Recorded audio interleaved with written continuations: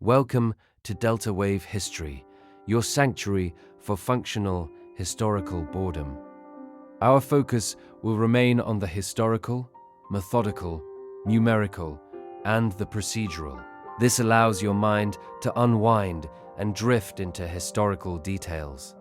Please adjust your volume for a consistent, even tone. We aim for a predictable vocal rhythm, devoid of sudden shifts in pitch or intensity, designed to facilitate a state of tranquil observation and sleep, if you wish. Welcome to Delta Wave History. Tonight, we are going to explore a topic so foundational, so predictably rhythmic, that it built an empire and will now help you sleep. We are looking at the maintenance schedules of Roman aqueducts. Imagine the constant rushing flow of water over smooth stone. Before we begin, find a comfortable position. Let your shoulders drop and take a slow, deep breath in and let it out. In the year 97 AD, Sextus Julius Frontinus was appointed water commissioner of Rome. His meticulous records, known as the De Aqueductu, outline a system of bureaucratic predictability. Water in the ancient world carried dissolved minerals, primarily calcium carbonate. Over time, this calcium carbonate would precipitate out of the flowing water, creating a crust known as sinter. If left unchecked, this sinter would narrow the channel of the aqueduct, reducing the flow of water to the city. Therefore, a strict schedule of removal was required, functioning not as a matter of urgency, but of routine. The maintenance crews, known as aquarii, were divided into specific teams with highly specialized repetitive tasks. There were the Vilici, who managed the pipes, and the Castellarii, who oversaw the reservoirs. Each morning, the Castellari would perform a visual inspection of the settling basins, or piscinae limariae. These basins were designed to slow the water down just enough for sediment to fall to the bottom. The inspection of a settling basin was a quiet, methodical process. The inspector would walk the perimeter of the stone tank, noting the water level against the ancient masonry. When a basin needed clearing, sluice gates were slowly lowered. The turning of the wooden winches produced a steady, rhythmic creaking sound that echoed through the stone chambers. As the water was diverted into a bypass channel, the main chamber gradually emptied. The sound of rushing water faded into a gentle, shallow trickle. Workers would then descend into the damp, cool basin. Using iron tools, they scraped the accumulated mud and gravel from the stone floor in a slow, scraping rhythm.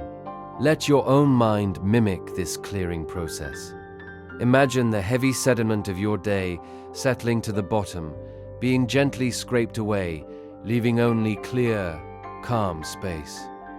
Removing the hard sinter from the main conduits was a different process, scheduled carefully during the cooler months. The aquarii would crawl into the enclosed channels, known as the specus. The specus was dark, smelling of wet limestone and fresh water. The air was heavy and still, isolating the workers from the noise of the outside world.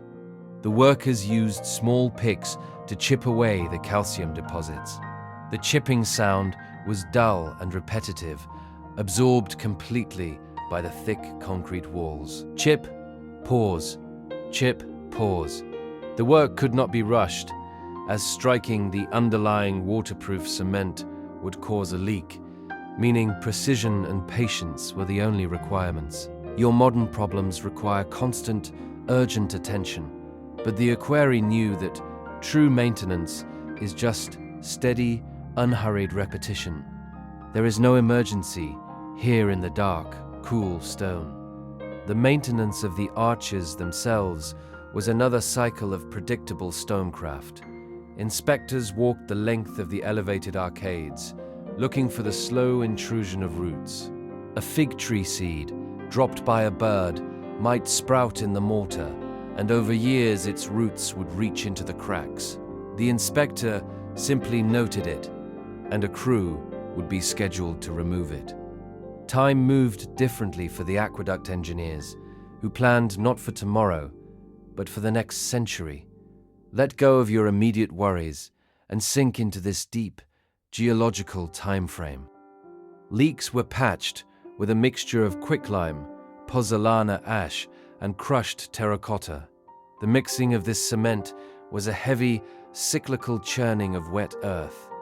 The trowel spread the grey paste over the stone, smoothing it out in long, sweeping motions.